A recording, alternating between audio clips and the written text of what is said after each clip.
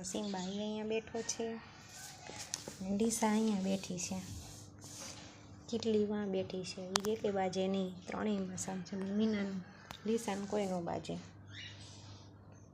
અમારો સિંબા છે નવો, લીસા કીટુડીમાં કપડાં સુકાય છે, તડકો ચડી ગયો, હમણાં લઈ લઉં. આ બધા મારા ઝાડવા છે.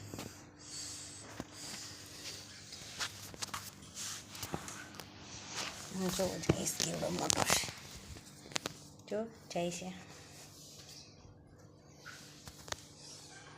અમારું ઘર છે, અમારો મીનાનો રૂમ છે, મારો રૂમ છે.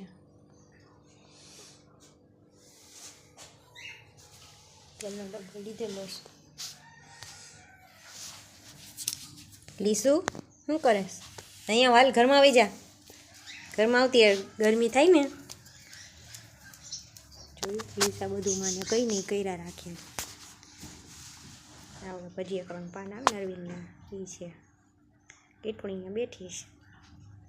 આ બધા 100 પીસ છે. અત્યારે 12:30 થઈ ગયા છે, કામનો ટાઈમ થઈ ગયો, કામ થોડુંક કરી લઉં. આ લીંબોળું છે, હમણાં જ વાવીશ.